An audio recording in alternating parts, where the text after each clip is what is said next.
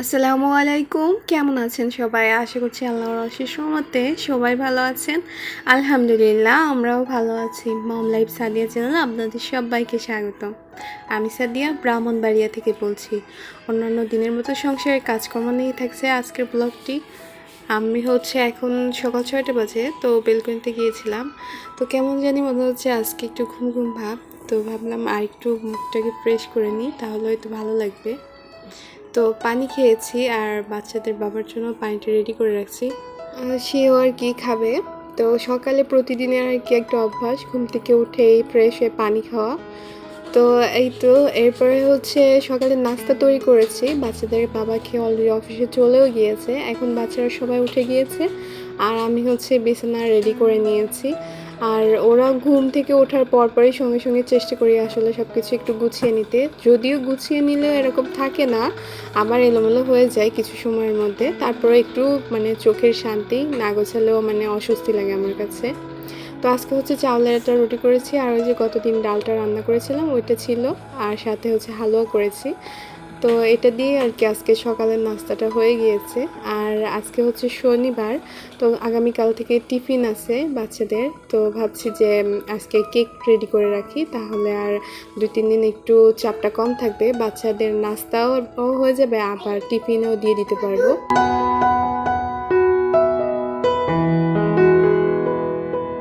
এখানে pound cake তৈরি করছি, আর একটু বেকারি স্টাইলে লেমন যে পাউন্ড কেকটা আছে ওইটাই তৈরি করছি।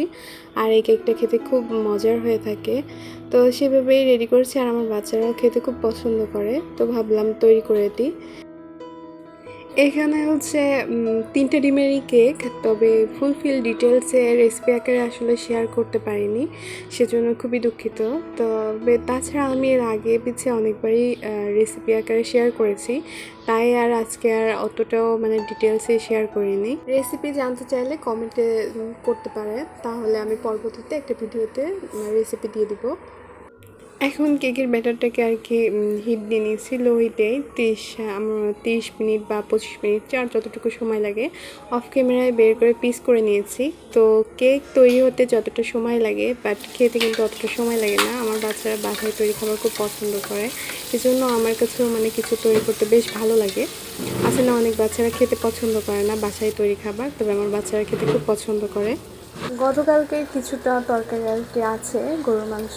তো ভেবেছি আজকে চিংড়ি মাছের পুঁই রান্না করব, আর কীভাবে রান্না করি সেটার রেসিপি আপনাদের সঙ্গে শেয়ার করব। তো আমি আগে ফার্স্টে একটা কড়াইতে তেল দিয়েছিলাম, আর আমি সরিষা তেলে রান্না করছি। তো তারপর তেলটা গরম হলে চিংড়ি মাছ লবণ হলুদ মেখে একটু ভেজে নিয়েছি। এতে করে অনেক সময় দেখা যায় কি চিংড়ি মাছ থেকে একটা গন্ধ ভাব মনে হয়, তো ওইটা আর থাকবে না। এখন যখন চিংড়ি মাছটার কালার 2 সাইডে চলে এসেছে, তখন এর ভিতরে পেঁয়াজ কুচি আর কাঁচামরিচ কুচি দিয়ে দিয়েছি। দিয়ে এটাতে একটু ভালো করে ভেজে নিচ্ছি। পেঁয়াজটা যখন একটু নরম হয়ে এসেছে, তখন এর ভিতরে রসুন বাটা দিয়ে দিচ্ছি, আর রসুন বাটার পরিমাণটা একটু বেশিই দিয়েছি। শাকে সাধারণত একটু রসুন বাটার পরিমাণটা বেশি থাকলে বেশ ভালোই লাগে, লাউ শাক তারপরে পুঁই শাক, তো ওইভাবেই দিয়েছি। আর আমার শাকটা যে পরিমাণে ছিল সেই পরিমাণ করে আর কি বেটে নিয়েছি। আর এখন লবণ দিচ্ছি, লবণ হলুদ আর জিরা গুঁড়া দিব। আজকে আর জিরা বাটিনি, জিরা গুঁড়াটা ছিল ওইটাই দিয়ে দিয়েছি। আর এই জিরা গুঁড়াটা মেশিনে ভাঙিয়ে নিয়ে আসা জিরা গুঁড়া, তো ওইটাই ব্যবহার করছি, কাঁচাটা আর কি। তো এখন সব মশলা দিয়ে চিংড়ি মাছটাকে খুব বেশ সময় ধরে ভালো করে কষিয়ে নিচ্ছি, আর একটু পানিও দিয়ে দিচ্ছি যাতে মশলাটা পুড়ে না যায়। তো বেশ কিছু সময় নেড়েছে ভালো করে কষিয়ে নিব।